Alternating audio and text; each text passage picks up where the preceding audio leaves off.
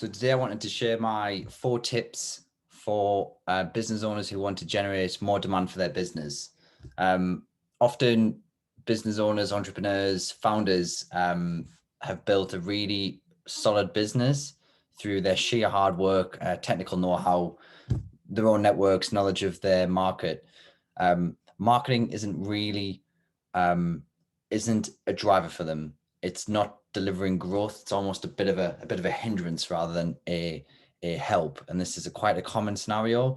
And a lot of business owners, when they get to this point, they realize that that has to change if they want to scale their business, perhaps from 1 million to 3 million. It needs to be a much more accelerating factor than it currently has been in the past. So 4 demand generation tips for business owners. The first one is know the problems that you're actually trying to solve. Be really, really clear on that. So be crystal clear on the problems that you're trying to solve for your target customer. Pain is the strongest buying emotion by far and always will be. So don't forget that. Now, how can you do this? Think around using emotive language like, are you frustrated by, are you worried, are you struggling, are you fed up? It doesn't matter who you're selling to or trying to market to, people are still people and they buy to alleviate pain and problems. So rather than talk about you and everything you can do, which is natural, it's a normal thought process, right? I mean, you're very proud of what you do and you've built a really good business. So it's natural to want to talk around the products and services that you offer, your accreditations, the skills, the awards that you may have won.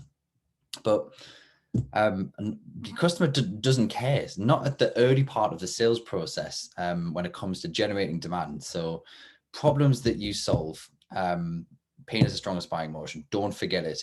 And that links very nicely to tip number 2, which is don't make your customers have to work hard.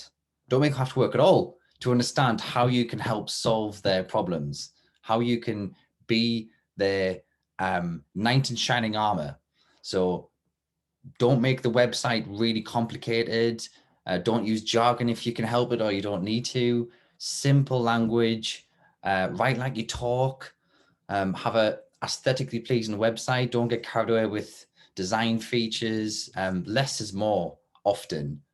Put yourself in the customer's shoes. When you're thinking of buying something, some kind of product or service, you'll often click on something that you might be interested in, not even consciously register or realize. And as I'm saying this, you probably sat there reflecting on that, going, "Oh yeah, I can think of many examples of this."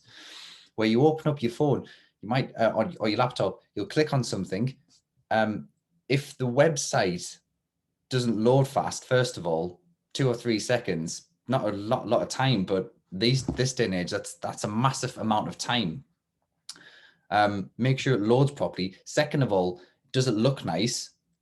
Is it really clear and aesthetically inviting that person in? And then the other key aspect of it is, do you use simple language with just some key bullet points? Because people will just skim read, right? And then they'll decide if they're going to commit more time to go back to the top and then perhaps read more of the words and what the page is about. They just skim. So don't make them have to work hard. Put yourself in their shoes. The third tip is be where your customers are.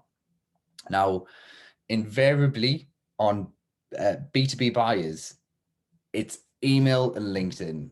Those are the top 2 channels consistently across all B2B demographics. There are others, of course, but email and LinkedIn, it's the first thing we check when we wake up on a morning. And it's the last thing most people check before they go to bed, shamefully. Whether that's right or wrong, I'm not here to debate the ethics of that. It's just a fact. It's just a fact. So email is a very personal channel. You can offend people very, very quickly and piss people off, frankly. So how can you use it as a tactic to add value? We'll come on to that shortly, actually. But how can you add value to people's mailboxes and make it clear that you can solve their pains and their problems, and you're not just trying to be or being perceived as another spammer, because everyone gets far too many emails these days. It's very effective, but it's also risky. So just think around how you can A/B test.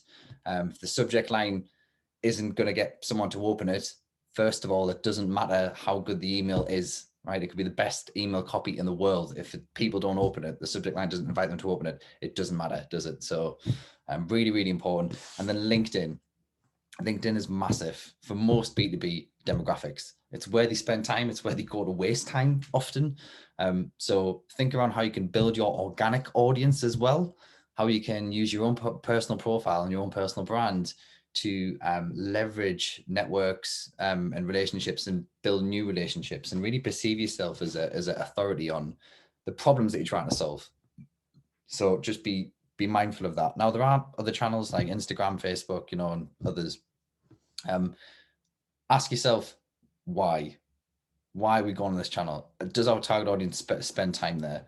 Do people go to Instagram because they want to be marketed to from a B2B point of view? Probably not. Do they go on LinkedIn? Well, that's a different mindset, isn't it? So just think about that. The other key tip is align content to the buyer stages. Right? Content is a big old buzzword these days. It can mean loads of different things. Ebooks, buyer guides, case studies, templates. Templates are a great one. I think about how they map across the buy stages. So early, mid, late. I talk around them in terms of problem education, solution research, and solution selection. So people educate themselves on a problem. They're not necessarily ready to speak to somebody yet. They're not necessarily ready to look at case studies or brochures yet. They're just trying to educate themselves on the problem. But by all means, you can use content and you can use marketing tactics to target people in this buy stage and then nurture them through that buy process so that when they are ready to buy or speak to somebody, when they go into the solution research or solution selection phase, they're much more likely to respond to sales outreach or to some of your outreach methods. So just think about that. And then lastly, add value before you extract value. It's really important. So if people are engaging with your content or engaging with some of your marketing output, by all means, make contact with that person. But the follow-up is absolutely key, isn't it? And the way that you follow up with that person. So it's not I saw you download my ebook, do you want to buy? Of course, nobody does that, right? But sometimes it's not far off. So think around the questions you ask and how you can add value before you extract value. So for example, somebody downloads one of your ebooks or buy guides or whatever that educational content is, you can call them up and just say, what questions were you hoping to answer? Because there's a reason why the person downloaded it, right? Now they might say, I downloaded it, I'm just curious, I was just, downloaded by mistake, whatever, fine, move on.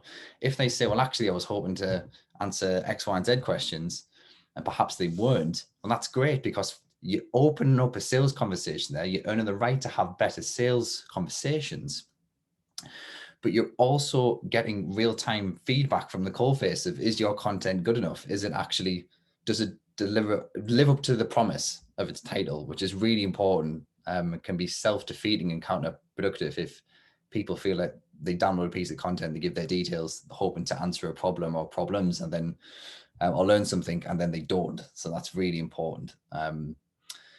Even things like, I noticed you downloaded X content. We're about to release Y content, or we just have. Can I send it to you? Can I, send you details of our upcoming content, our upcoming webinar? It's a different proposition then, isn't it? You're not leading with do you want to buy services? Although that will invariably come out in the conversation if you know how to ask the right questions. But it's a different mindset, isn't it? You're trying to add more value to that person so that when they are ready to buy, they'll be much more likely to do so. So know the problems that you're trying to solve. Really important. Don't make your customers work hard. Be where your customers are and align content to buy stages.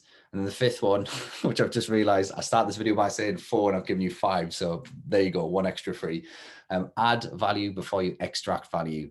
If you keep these 5 key principles in mind when doing any kind of sales and marketing or demand generation campaigning, you will have, you'll be much more likely to have better results. So I hope you've enjoyed this video, and we'll see you soon.